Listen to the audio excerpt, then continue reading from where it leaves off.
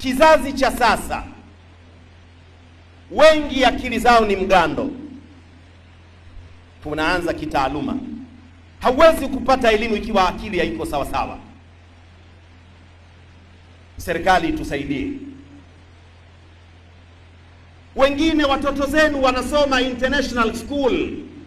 Sisi watoto zetu wanasoma ana auna. Skuli wanaingia, wanatoka majumbani saa 12. Watoto wanarudi saa 12, saa 1. Serikali liangalie. Hatuwezi kutoboa. Nanyi ni mashahidi. Nimesimama katika mimbari ya Bwana Mtume Muhammad. Moja katika vyanzo, kama serikali haijatoa jicho, maneno yangu yatakuja kukumbukwa miaka ijayo. Hatuwezi kufaulu. Hatuwezi kufaulu. Hao walioko sasa, maprofesa, madokta, nani alisoma masaa 18? Nani alikwenda shule masaa 12? Achana na ninyi wazee, nazungumza mimi kwa umri wangu. Kengele ya kutoka shule ilikuwa ni saa 8. Hakuna habari nyingine.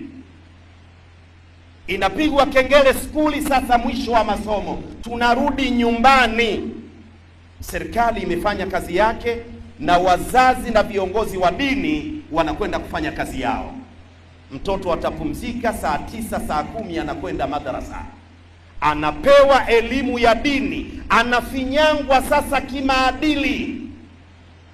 Leo tuna rundo la watu tunatarajia miaka ijayo wa kizazi hiki ndio watakuja kuwa viongozi. Wamefundishwa maadili na nani? Wakati shule mnachukua watoto zetu 12 za asubuhi mpaka 12 za jioni. Mwanadini anafundisha mtoto huyu maadili lini?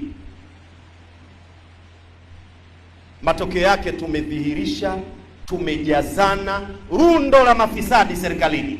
Hawana maadili, hawajalelewa kidini. Mafisadi wengi. Rais anasema twendeni kulia, watendaji wanaenda kushoto. Mnashangaa imekuwaje? Hawana maadili. Hawajalelewa kimaadili. Lazima tusaidiane, watoto warudishwe kwa wazazi pia.